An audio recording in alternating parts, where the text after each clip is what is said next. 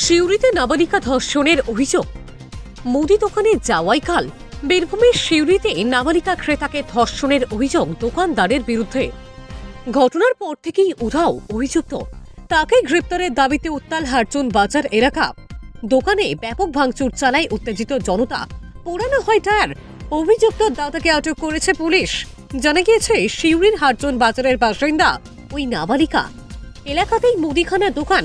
অভিযুক্ত প্রদীপ কীর্তনিয়ার মঙ্গলবার রাতে প্রদীপের দোকানে গিয়েছিল বছর 11-র ওই নাবালিকা। সেই সময় দোকানে আরো অনেকেই ছিলেন। প্রদীপের দোকানের উল্টো দিকে একটি বাড়ি রয়েছে। ওই বাড়ির মহিলার দাবি, তিনি দেখেন সব ক্রেতাদের জিনিস দিলেও নাবালিকাকে দীর্ঘক্ষণ দাঁড় করিয়ে রাখে প্রদীপ। এরপর দোকান ফাঁকা হতেই তাকে নিয়ে ভেতরে চলে যায়। দীর্ঘক্ষণ পরও ফেরেনি সে। এতে সন্দেহ হয় মহিলার। ফোনে প্রতিবেশীদের বিষয়টি জানান। সবাই মিলে গিয়ে প্রদীপের বাড়িতে গেলেও নাবালিকাকে দেখতে পাননি। ততক্ষণে পেছনের দরজা দিয়ে তাকে বের করে দেওয়া হয়। যদিও শেষে অভিযুক্ত চাপের মুখে বিষয়টা স্বীকার করে বলে দাবি প্রতিবেশীদের। এদিকে নাবালিকা বাড়ি গিয়ে গোটা বিষয়টি জানায়। রাতেই থানায় অভিযোগ দায়ের হয়। পুলিশ নাবালিকাকে মেডিকেল টেস্টের জন্য নিয়ে যায় হাসপাতালে। বুধবার সকাল থেকে অভিযুক্তকে গ্রেপ্তারের দাবিতে উত্তাল হয়ে ওঠে হারচুন বাজার এলাকা।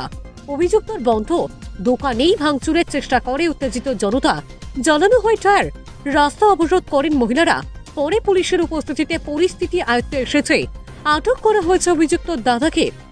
স্থানীয় কাউন্সিলর পবিত্র দাস বলেন, পুলিশকে ব্যবস্থা করতে হবে। কাজী আমিরুল ইসলামের রিপোর্ট। বাড়ির অপোজিটেই ওর বাড়ি, এই দোকান। তো বাচ্চাটা এলো, কি নিল, নিয়ে বাচ্চাটা যখন নেমে যাচ্ছে সিঁড়ি থেকে, তখন ও আবার ডাকলো। ডাকার পর বাচ্চাটা দাঁড়ালো। তো ওকে পিঠে হাত বুলিয়ে ও ভেতরে দোকানে ঢুকিয়ে দিল। আর একটা শাটারের থেকে ও ঢুকে গেল। অনেকক্ষণ দেখছি ও বাচ্চাটা বেরোচ্ছে না। তারপরে আমার বোনকে ফোন করলাম। ও বললো ঠিক আছে, একবার তুমি যাও। তো আমি বললাম আমার তো খুব ভয় লাগছে। বললো ঠিক আছে, বেশ দেখছি। তো আমার বর গিয়ে দোকানে বাইরে দাঁড়ালো। আমি গেলাম, ওকে জিজ্ঞাসা করলাম, বলছে না কেউ আসেনি। আমি ঘুরে পেছন দিকে গেলাম, পেছন দিকে দরজা লাগানো। আবার এসে ওকে জিজ্ঞাসা করছি, ও একই বলছে না কেউ আসেনি। তারপর আমি বললাম আমি নিজের চোখে দেখেছি বাচ্চাটাকে, তোমার ভেতরে ঢুকতে তুমি বললেই হবে। বলছে না, আমি দোকানে ভেতরে গিয়ে খোঁজ করছি, দেখছি না, ও পেছন দরজা থেকে বের করে দিয়েছে। ওকে টেনে আমি 2-4 থাপ্পড় মেরেছি। মারার পর বাচ্চাটার বাড়ি গেলাম। বাচ্চাটার বাড়ি গিয়ে সমস্ত কিছু বাচ্চাটার কাছে জিজ্ঞাসা করলাম। বাচ্চাটা সব বললো। তারপর ওর বাড়ির লোক এসে ওকে মারা, মানে 2-4 বাড়ি মারাতে ও পালিয়ে গেছে। কাল থেকে পুলিশ এখনো ওকে অ্যারেস্ট করতে পারেনি। পুলিশ যদি ওকে অ্যারেস্ট না করে, পাবলিক খেপে গিয়ে ওর দোকান জ্বালিয়ে দেবে। কাউরি কিচ্ছু করা থাকবে না। আর কোনো কেউ ওকে কিন্তু বাঁচাতে পারবে না। আমরা চাইছি ওর ফাঁসি হোক। এত জঘন্য নোংরা, এই আরজি করে ঘটনার পর, রায় বেরোর পরের দিন যে ঘটনা, ও নোংরা ঘটনা ঘটালো, এর কোনো ক্ষমা হয় না। তো আমি এইটাই মনে করি যে আমাদের সমাজেও যে এই নোংরা মানসিকতার মানুষ বাস করছে, এটাই আমাদের মানে ঘৃণা লাগছে যে আমরা এই সমাজে বাস করছি। আমার নাম সুপ্রিয়া ফুলমালী।